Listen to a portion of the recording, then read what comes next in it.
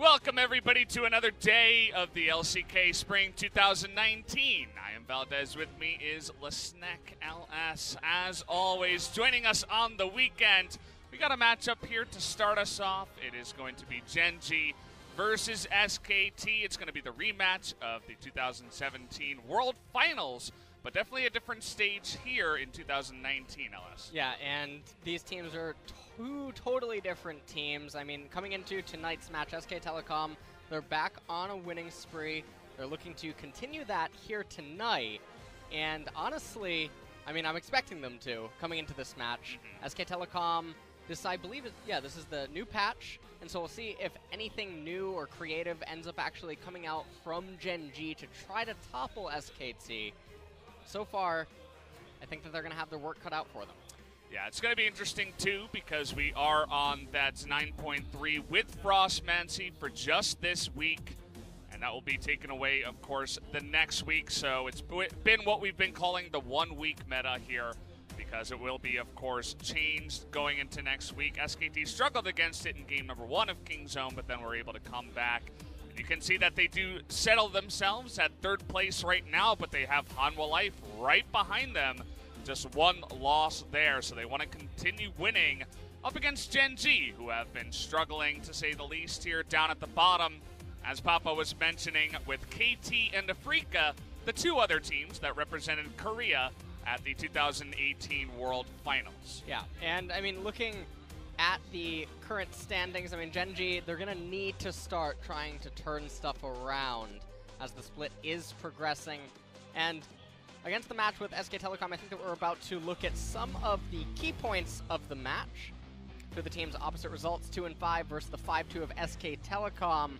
Ruler, late game versus Clid of early game. Who will carry harder? Ruler is up against Teddy in tonight's match, so it's going to definitely be a little difficult. Clid, MVP first place, tie is 600 points. Can he clinch first place just for himself tonight?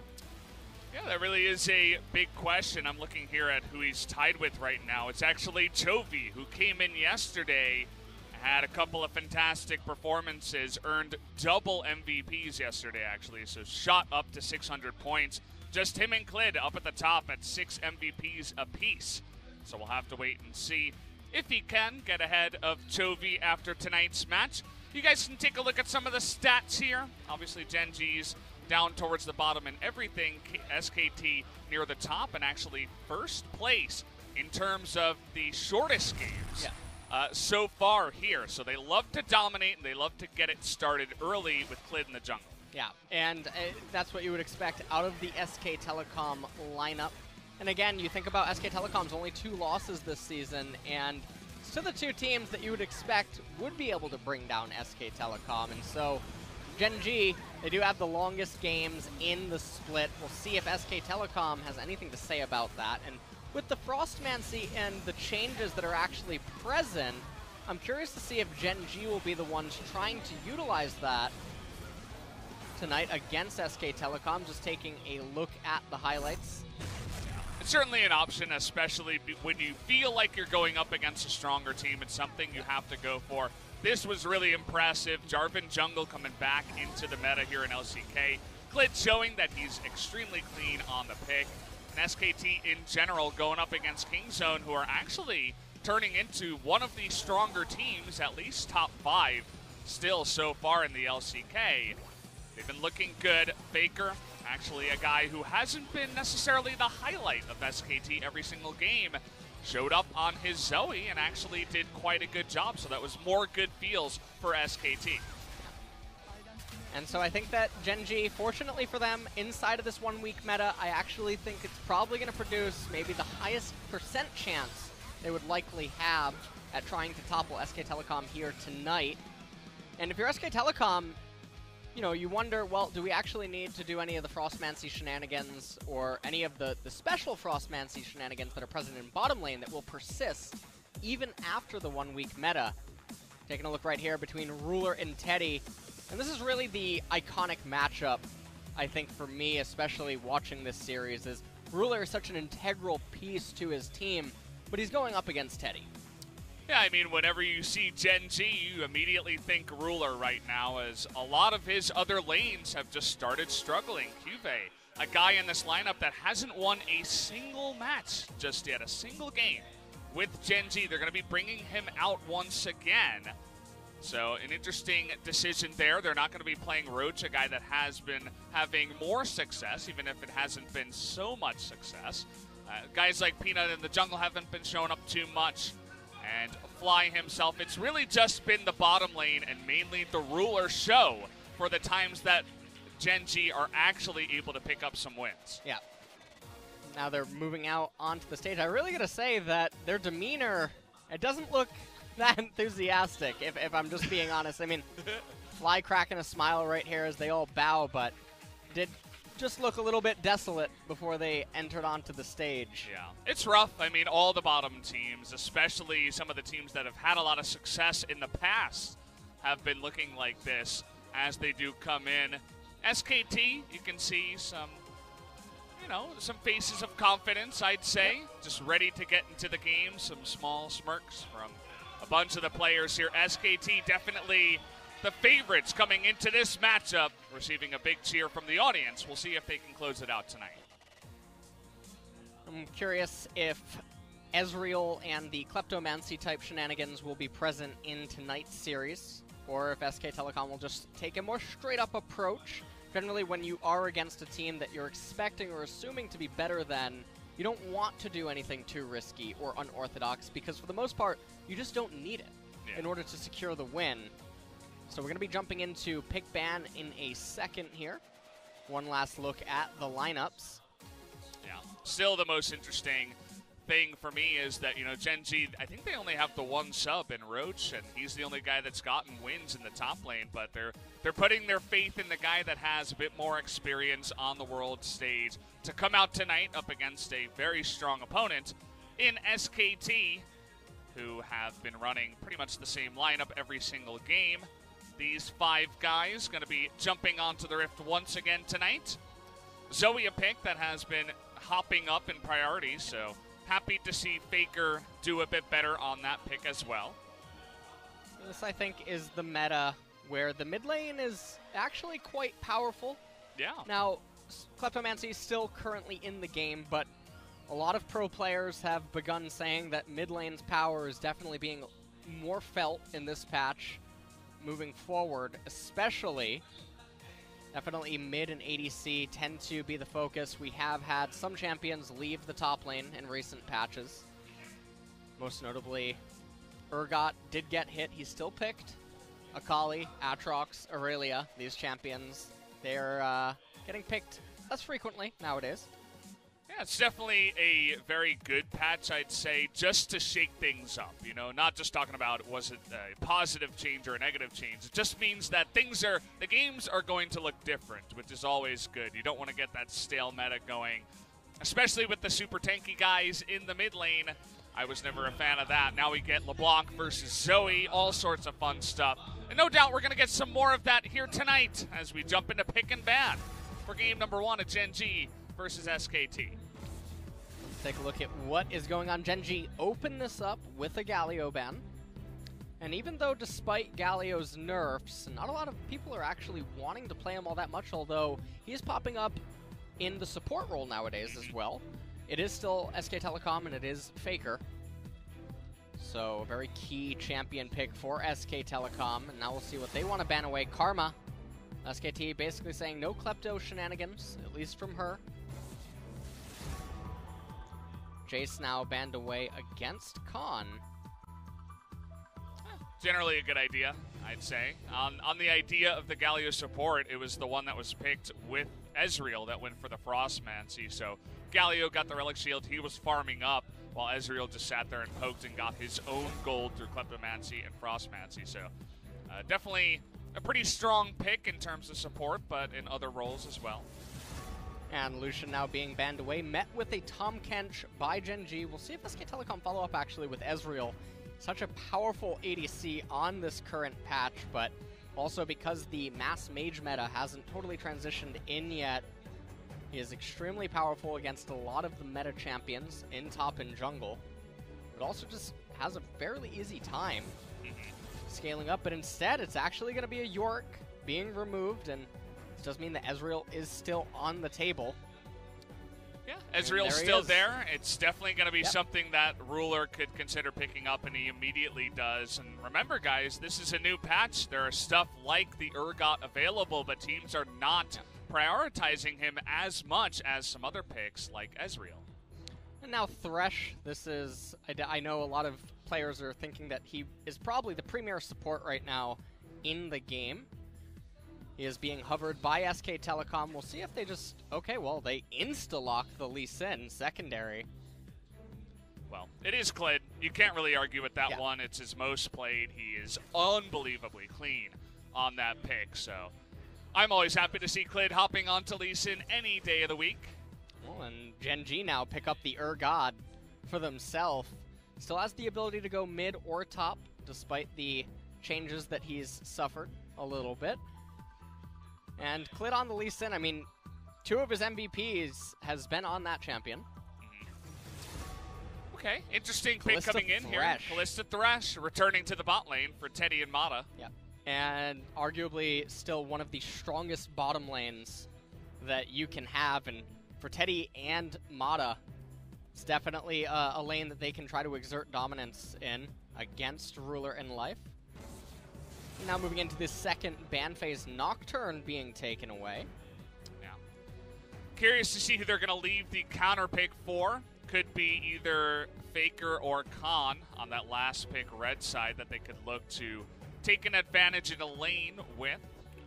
Well, here's the thing for SKT is they have options for Zoe counter pick, or they even have a pretty good access to Orianna right now with the Thresh and the Lee Sin.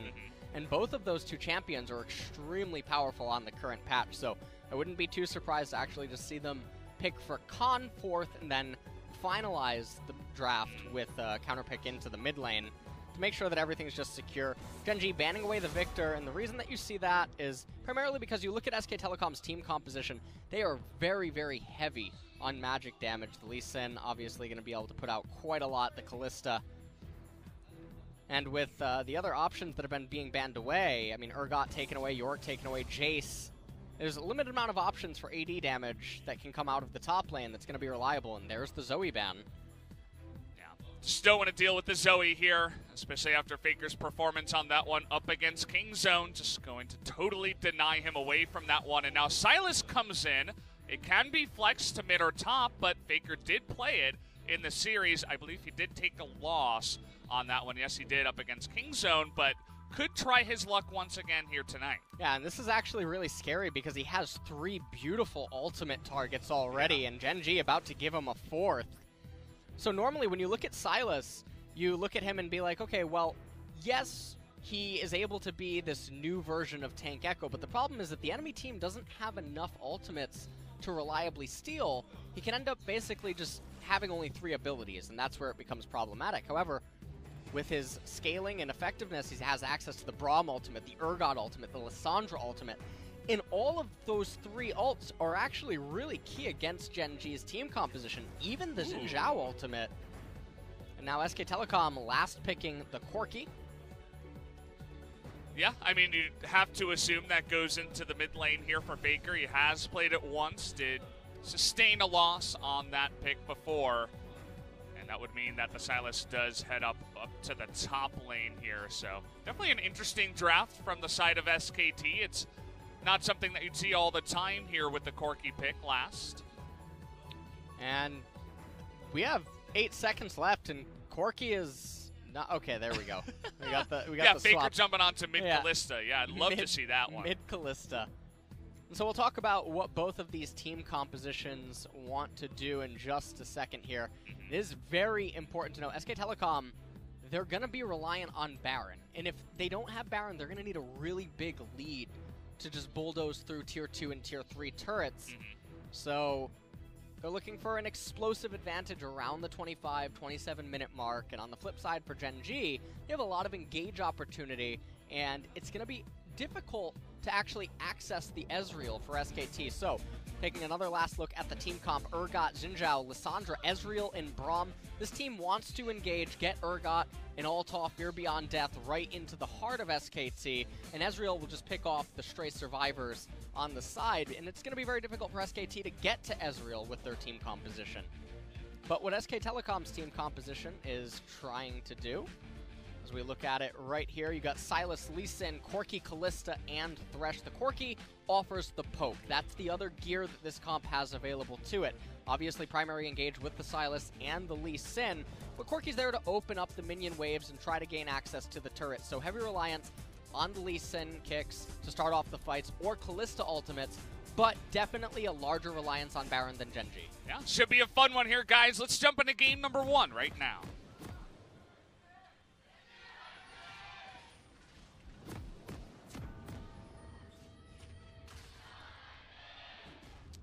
Well, both of these teams having their fan groups coming down here. SKT's, not too surprisingly, was a bit louder, but Gen.G still having that very big core of fans that do come down here every day.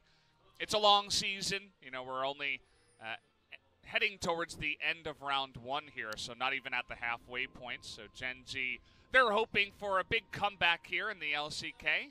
Hopefully they can finish somewhere around the middle. But they do have a very strong opponent ahead of them tonight in SKT. And their next matchup is going to be up against Griffin. So definitely a couple of matchups that you're kind of wincing when you look at the calendar here if you are Gen.G. Definitely. They really want to get this win against SK Telecom. It can probably help rebuild team motivation and obviously spirits within the team as they do progress forward.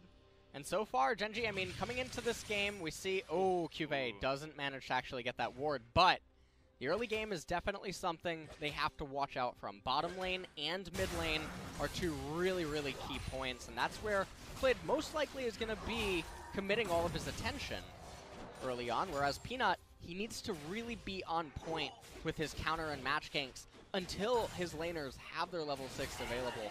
That makes it a lot easier for him. And it's all eyes on Ruler. If you are a Gen.G fan, he's been the one sole carry, basically, on the side of Gen.G. And I was looking at the picks that we did have in pick ban for the side of Gen.G. It's a lot of comfort, you know. It's the most picked and most played from the side of Fly. He gets his Lissandra. That was pretty much ignored by SKT. They let him have it. The Urgot also given over to CuVee. Pretty much any top laner can play that. CuVee also loving his Urgot. But I'll have to hold that thought as we might have the junglers fighting head-to-head here. Will Clid try for the steal? That's the question. No, he's just going to give that one away. Fly was a little bit closer. And I really like what Peanut just did there. He went and immediately got the right-hand side Scuttle Crab so that Clid's not able to do anything with it. It provides the vision that Peanut wants for his mid and bottom lane we just talked about a second ago. Ran right through mid while Fly had priority. Was able to pick up the other crab as well, and so far Peanut's actually off to a really good start. That is the one with a slight deficit right now. And they absolutely need Peanut to show up, right? I mean, we all know the games of Camille that he showed up here in the beginning of LCK. Everybody that's a fan of him wants to forget that, but it's just an unfortunate reality.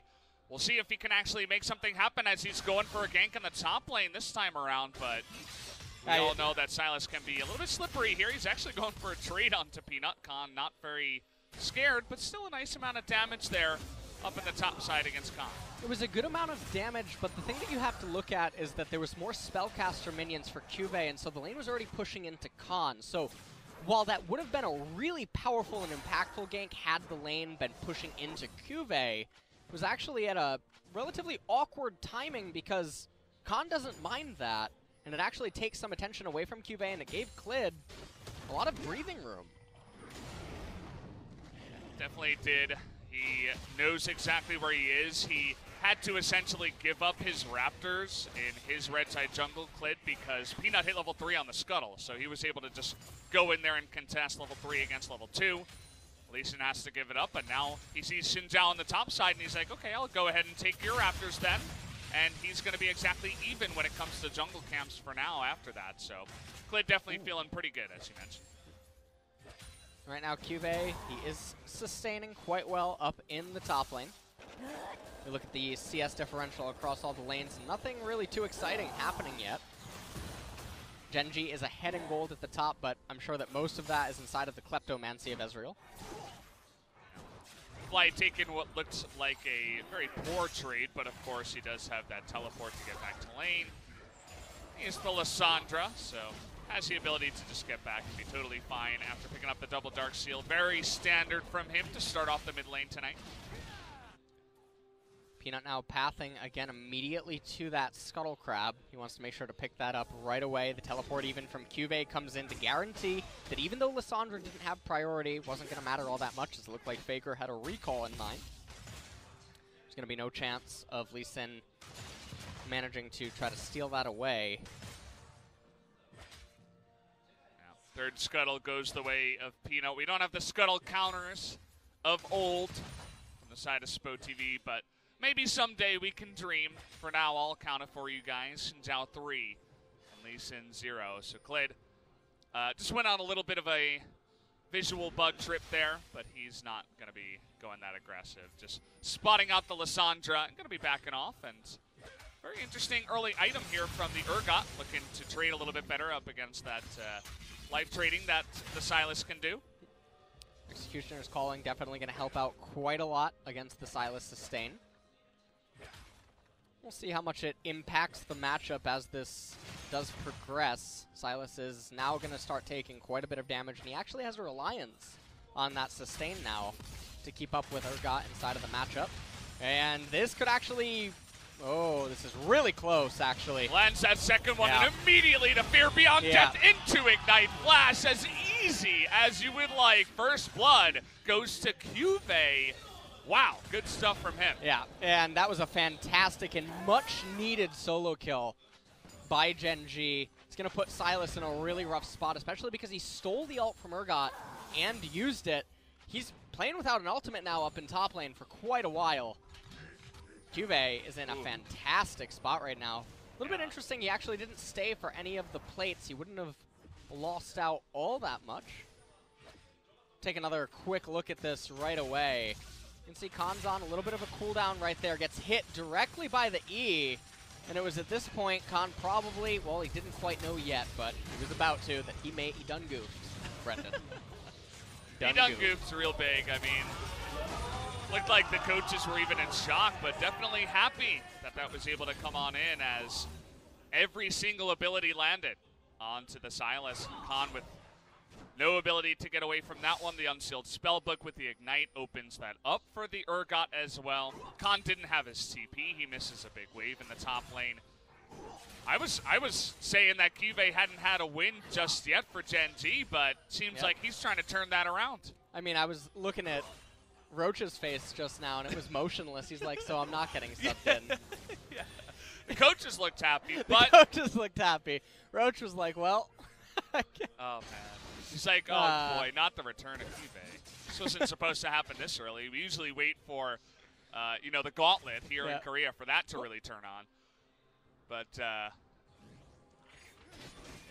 CuVee looking good in that one kill. For Khan, not the best performance in that one, but Sylas can be tricky. I still get this feeling like all these, you know, players, once a new champion comes out, obviously they're grinding it as much as possible. They're trying to learn all the ins and outs, but how many games exactly can you do before the first week of this actually coming into pro play amongst all the other champions that you have to practice? I feel like, you know, it's going to take a while for everybody to get to that, like, S-tier play level of Sylas just yet.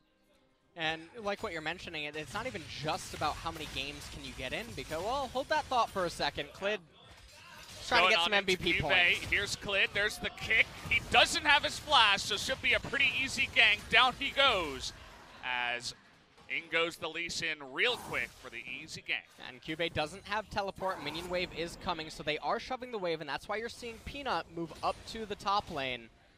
Definitely wants to okay. Thought he was going to show himself, but if he did, he certainly would have just gotten clapped. So, fortunate for him, he did not progress any further.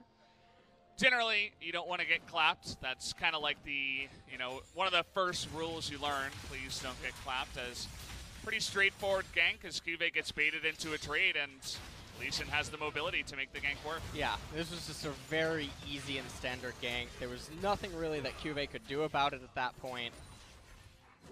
And so now, Khan is almost restabilized up in top lane. Can't actually quite see the minion HP, but I do believe that the wave is pushing into Khan, so quite fortunate for him as his jungler is on the other side of the map, so it doesn't really matter all that much. Blue handoff about to happen on FLICKR, but what we were just talking about earlier about Sylas, how many games can you get in on him?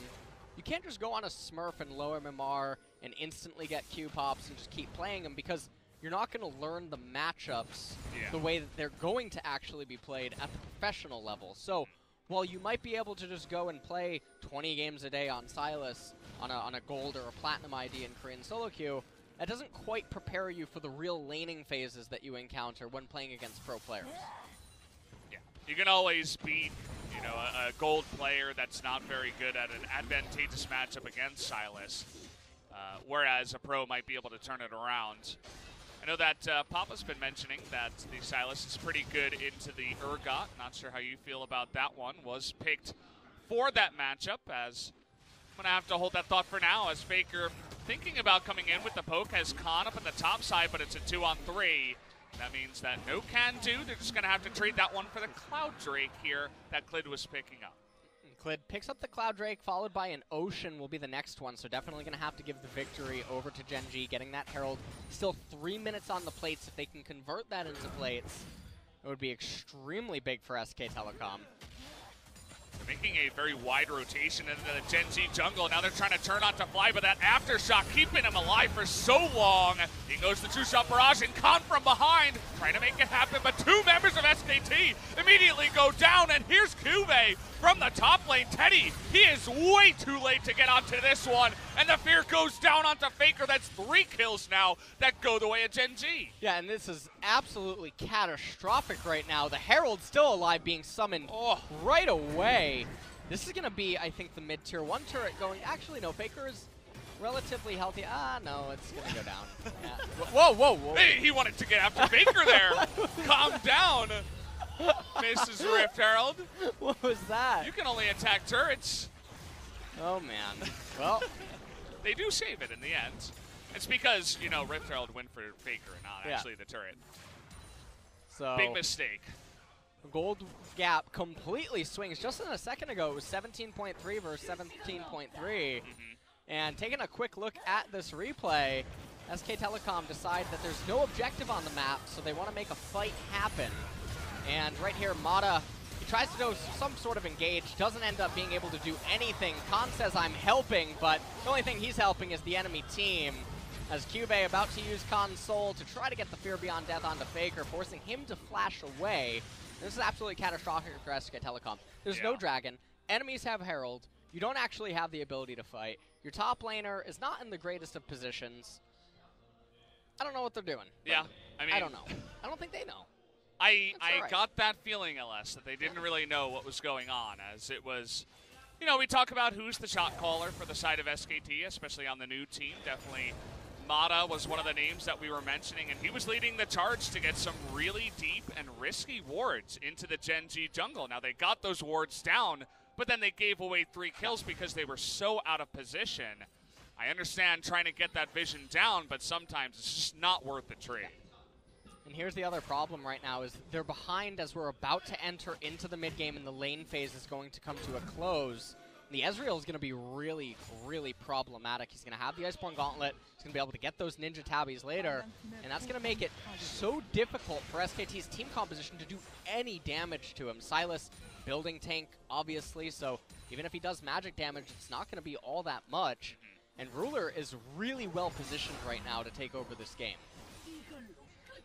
To be honest, I mean, this was not what we were expecting. We were expecting SKT to come in and the woes of Gen.G to continue, but a couple of mistakes, and Gen.G, they're still a strong team in Korea. They, you know, they will pounce on your mistakes if you make them, and so far, starting with the solo kill into just immediately getting a couple of more kills after that Drake, it's really looking fantastic for them. Especially for a team that's losing confidence. You love to start off the next game a bit strong.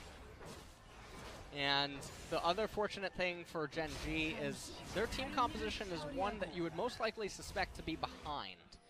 And the fact that they're ahead right now is going to be really difficult for SKT. We talked about earlier, they have a reliance on Corki being ahead if they're going to try to capture turrets. And now, when they're falling behind, it's unlikely that you're going to assume that they're going to be in a position to capture Baron. And so how does the SK Telecom team composition actually recover? Well, you can't just rely on Corki poke because Ezreal is going to do it just a little bit better. And now you're going to be on the back foot of trying to coordinate Lee Sin and Kalista plays, and it's going to be really, really hard. It definitely will. We've seen many an SKT game that rested on the shoulders of FLICKR. And we'll see if he can actually make it happen on the Corki this time around when his team is behind. And, well, the Sylas in the top lane being 0-2 obviously does not help things out very much. Looks like he's going to pick up a Sheen, going for that Iceborne Gauntlet, but he's not quite able to get there just yet, as that build very, very slow. At least for SKT, after that first Drake, the next one is an Ocean, so they can essentially just throw that one away and say, you know, it's not a big deal because we don't really want to fight right now. Yeah. Exactly. So, fortunately for SKT, next Dragon, not something that you have to lose sleep over. And they really wanted to pick up onto CuVee right there, but not able to find anything. Teddy going to have to take a Lantern out. This Dragon's going to go right over to Gen.G. Yeah. You can see how fast they wanted to start that one. Clid gets slowed down here. Doesn't really have an ability to get away. Has to use his kick. Fly could have come in from the mid lane, but just a little bit too far away from that one, and unfortunately Clid forced to use some ultimates to even survive after that play. And now, next Dragon of the game coming up, gonna be another Cloud Drake. And you just look at the bottom wave that Gen.G has right now. They have mid priority. They already have vision inside the blue hand side jungle of SK Telecom. This is going to be an easy bottom tier 1 pickup. SK Telecom, they acknowledge that and say, you know what, we're going to at least try to get tempo on the rotation top lane. So that's why you see Kalista and Thresh headed up there. But with more turrets falling, this is the opposite of what is good for the SK Telecom team composition. And Gen.G, they're really running away with this early to mid transition. Yeah, I mean, it's all good feels on the side of Gen.G. They're already 4,000 gold ahead, only 17 minutes into the game, so definitely a big change around after their early start here in the LCK. Clid gonna find an Urgot, but it is an Urgot, so they're not gonna do much. They're just gonna send Teddy to push up in the top side. I wanted to kind of ask you, we were seeing Corki a little bit from FLICKR before the changes to some of the crit items, but what do you think about Corki's build after some of the 9.3 changes?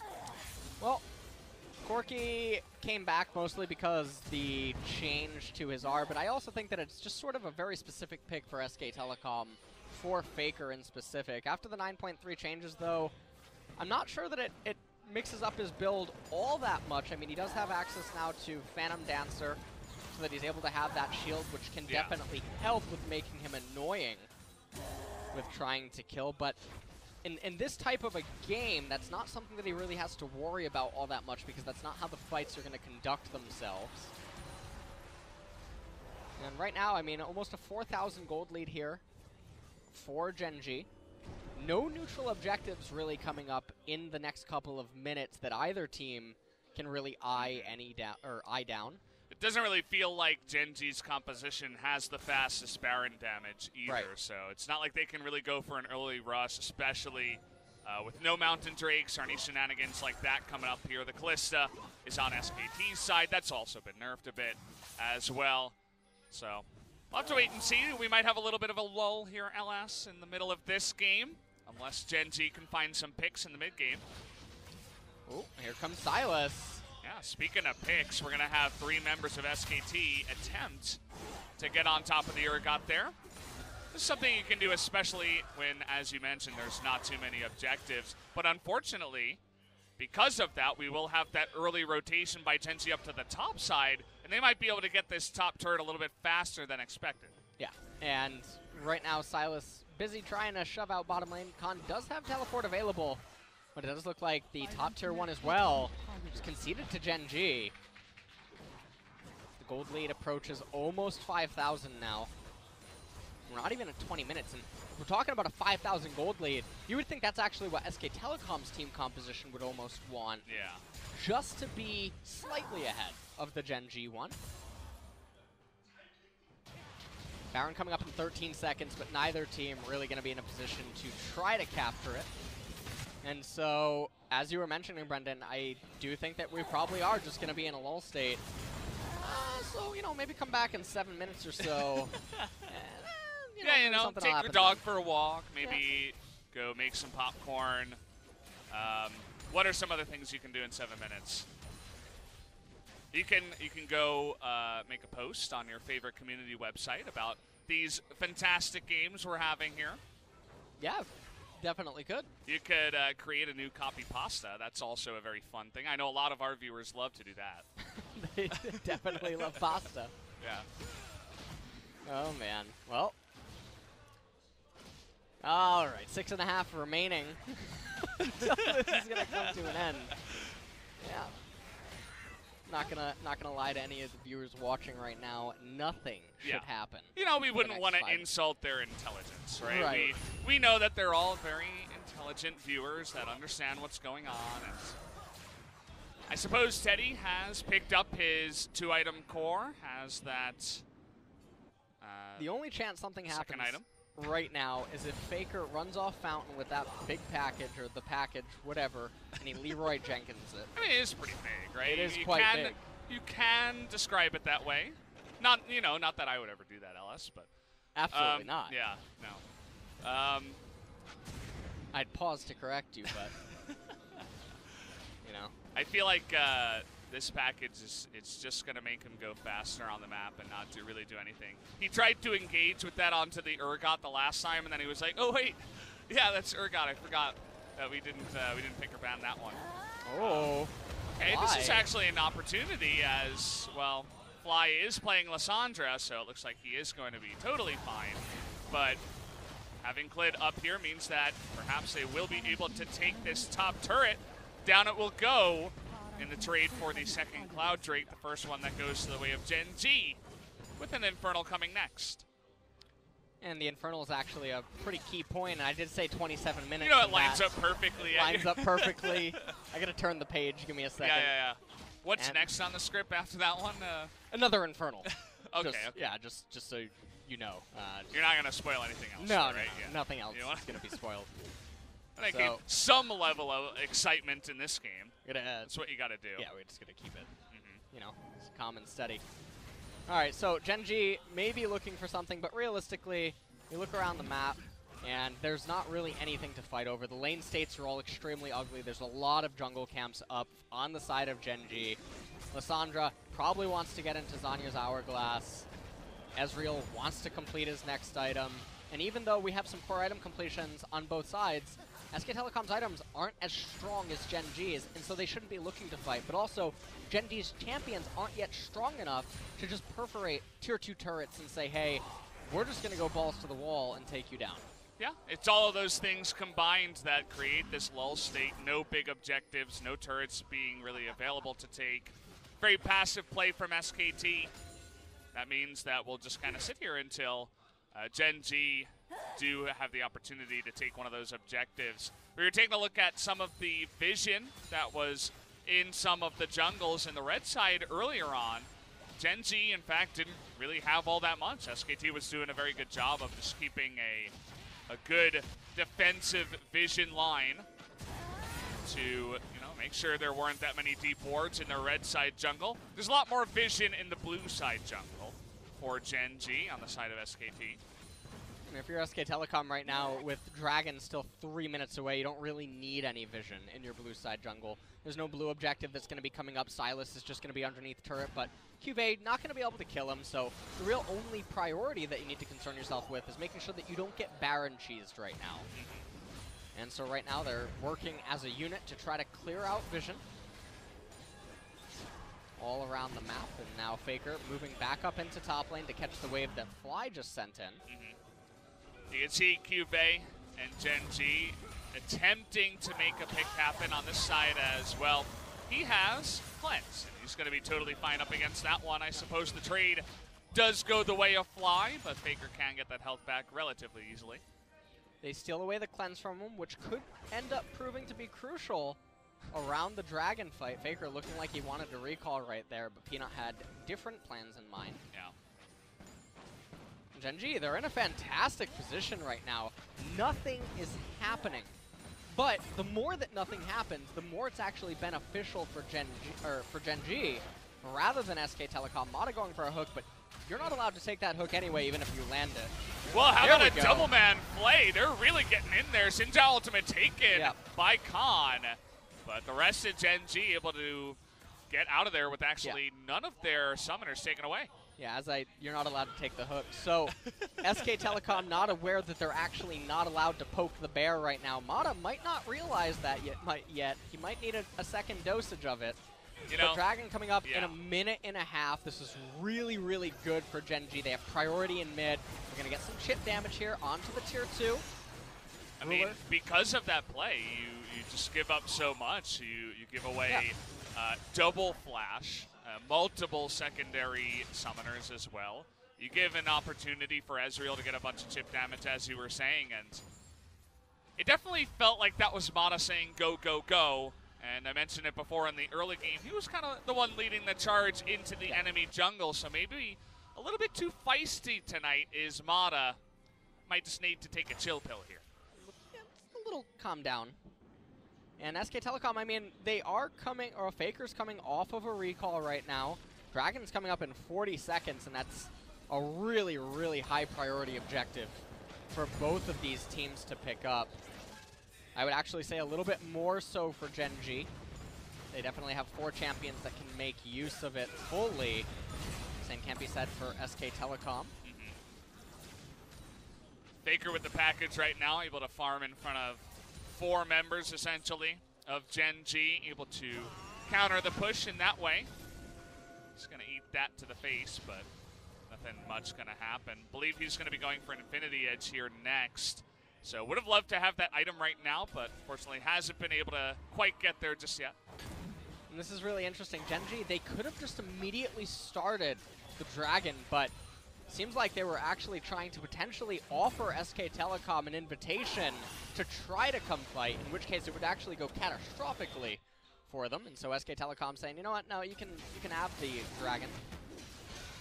And after this one, we'll get another one. Give us a second here. You definitely... and the what is going on, present. Ellis? I am back to the LCK casting Stop team telling here. people this script.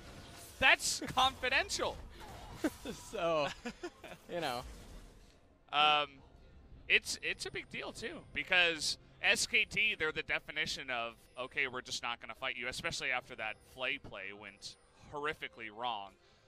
You can give away 1 Infernal, but a second Infernal? No. I don't really know if you can do that, especially as the game goes later and you get more and more items. Yeah, and the other thing is Ezreal is so obnoxious with Infernal Drakes because of his hybrid itemization. Yeah. This ends up being so powerful. And this is a really, really rough spot to be in right now for SK Telecom because it's so much more difficult to execute their team composition than it is for Gen.G. Gen.G, sort of like a Protoss death ball right now. They just sort of have to attack move through SK Telecom, and it's really on SK Telecom to be on their game and kite around and use the poking of Corki to create enough openings for their own teammates to be safe. So what poker hand is SKT holding right now? What other analogy do you have right now for SKT in this situation? SK Telecom's definitely a Jack 10. A Jack 10, yes. Jack 10, yeah. You know, can be good in some situations, but definitely requires a specific situation to really find the power in that one. They're up against Pocket Kings. Oh, well, so, you know. Has the flop hit yet, or are we not sure? Oh, we're way past it. We're going to the river, so SK Telecom, they're going to need to suck out, which might be what SKT stands for at this point. I'm not quite sure. Oh, boy. Well, I mean, the poking of the Corki can get pretty insane as the game goes along. You were mentioning how Ezreal is similar, but especially if you hit a couple of big missiles onto a squishy target like an Ezreal, someone like that, they can kind of suck out, as you were saying, and maybe take a fight from behind. Yeah. But it's going to require, you know, maybe some mistakes from Gen.G or a very positive situation for the side of SKT. And I think if you're Gen.G and you're looking at this game right now, you're saying to yourself, okay, hey, we have a really big gold advantage right now. We're also going to keep accumulating level differences between us and them. And we can just wait for another Infernal in 2 minutes. We don't have to do Baron because SK Telecom can't really do Baron. Yeah. You know they would love to. I mean, they do have some really nice damage with the Corki and the Kalista, but do they have much else? Fly, a bit of trouble there, but a nice Glacial Path gets him to safety. Ezreal continuing to charge up to his Seraph's Embrace. The what? Seraph's Embrace. Seraphs? Don't make me do this. I'll do it. Couple of F's in the... I will do it. S-E-R-A-F-F-S. All right. Rule R here in the mid lane now. Yeah. Trying to just push the wave in. It's met by Teddy. Minute and a half now only until... Yeah. I thought the lull state was supposed to end at 27 minutes. What happened there? We're like getting a no. 4-minute extension here. Hold on here. Just like extra innings or something like that? I gotta confirm here. Hold on. I'm getting a 34 minutes... I'm sorry, 35 minutes and 15 seconds. Oh, okay. Here's what I'm reading. So set your clocks, guys. Yep. 35 minutes, 15 seconds. Yeah. So just about 4 minutes away from the action. We're not too far away. So just waiting until that happens. Maybe take a quick cat nap.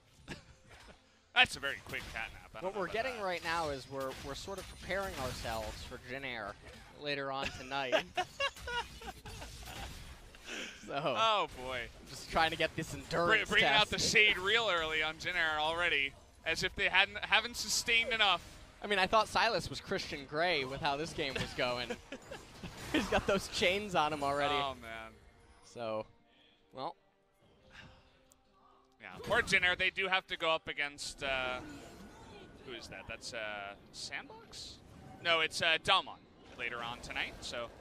That is going to be the second matchup tonight. If you guys are looking forward to that one, definitely tune in. We'll still be here. We'll be here until tomorrow. Are you kidding?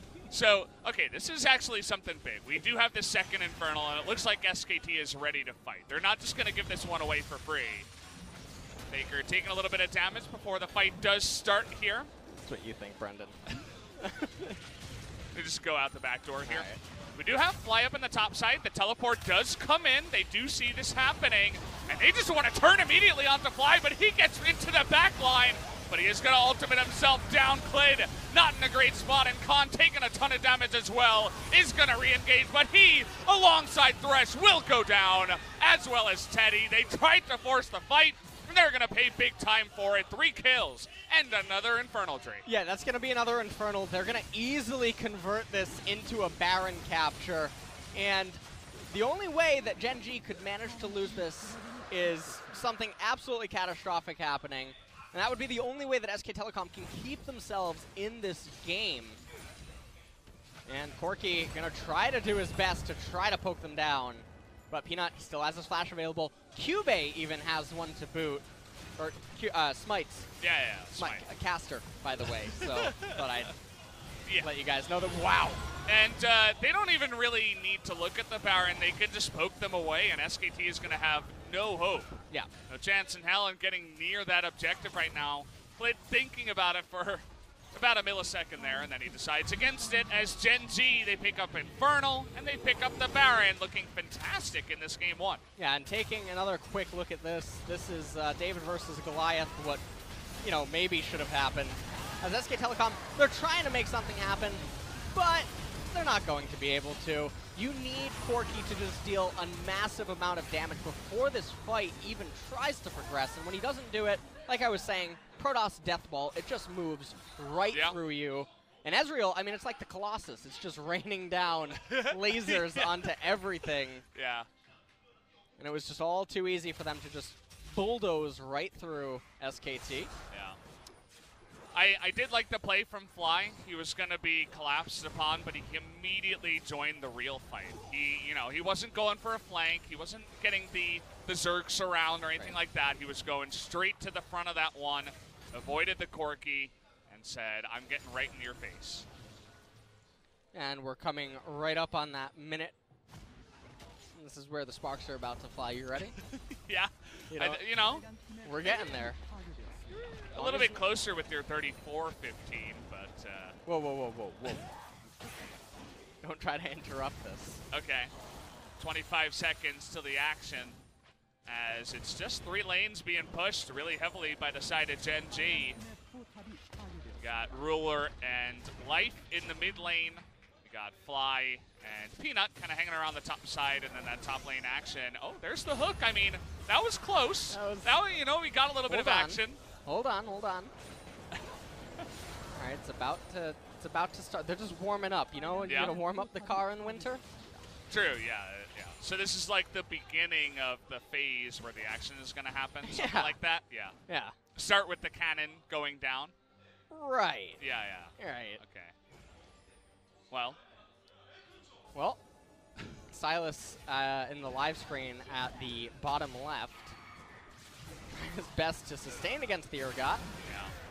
Hook is going to go wide as Gen.G are just bulldozing their way through this base right now. Ruler just raining hell on the side of SKT, and 2 champions that when they get behind look very unimpressing are Sylas and Corki, and both SKT have both of those champions right now, and they're feeling really good about that one. The ult goes down onto FLICKR, but he cleanses late and he can't get away from the True Shot Barrage, doesn't even flash it, as he will go down, and as if they even needed that pick, Gen.G looking to end this game. Yeah, and this was almost a perfect game from Gen.G, where they're definitely going to be able to raise these 2 turrets. Well, and there's nothing SK Telecom can do. We're just going to go right into game 2. Vada trying his best, but everybody's going to be going down here. Pick up the clean ace before we even get into this one. Game 1 will go the way of Gen.G. Very big surprise. Not what we were expecting coming into this matchup up against SKT for the Titans when you consider them up against Gen.G. Yeah, and this is a massive upset here in game number 1. There's Fly on your screen after having just piloted that Lissandra. Piloted it into the Corki. How do you feel about that? Yeah, it was a pretty good one. You know, give that like a B-. All right. B-, no big deal. Yeah. SKT, I mean, they had a team composition that needed to get ahead early. There was pressure on the Lee Sin to create opportunities for his teammates, but right from the get-go, fell behind in the jungle, fell behind in tempo, and SKT couldn't do anything. And then after the first couple of kills and that massive swing, because Mata had a bright idea. Yeah, he had a couple of them this series, or in that game at least, LS as... I mean, that's not the SKT you're used to seeing. You're used to seeing Clid get great ganks, get the game ahead for his team. Teddy begin to pop off in the mid-game on some kind of an 80 carry, but and you know, Mata make big plays, but none of that happened here in game 1. Nothing really went their way, and their team composition, when it falls behind, it has very little wiggle room to try to recover. And if the enemy team ever gets Baron, it's just over for poke comps. There's almost nothing they can do to try to survive and salvage their base, and that's just what we ended up seeing. Yeah, so bit of an unfortunate one there for SKT, but it definitely makes the series a lot more interesting in a weird sort of way. This was one series you look at, and immediately I go, okay, 2-0 SKT. But now, Gen.G come out swinging, and 21,000 damage from the side of Ruler, who kind of just sat back and rode the train and got really fed and did a bunch of damage and carried the team. So nicely done there. And I think that it was actually, I do think that for a lot of teams, giving away Ezreal like that doesn't really make all that much sense, especially not when one of the main pillars of the team is their AD carry. Yeah. Doesn't make any sense to give Ruler Ezreal. We were talking about that in the pick ban. Was it the reason that SK Telecom just lost this game? No, it wasn't. But it is something to look at, especially going into game number 2. But I do believe SK Telecom now will be on the blue side. They will have first pick, and we'll see if Gen.G make the same mistake. Yeah, of giving away Ezreal. Definitely one of those champions we've been calling out for a while, that he is a bit overtuned, especially in the amount of damage that he can do and how safe he is. Either way, guys, we'll have to see what happens in game number 2 after a quick commercial break. We'll be right back.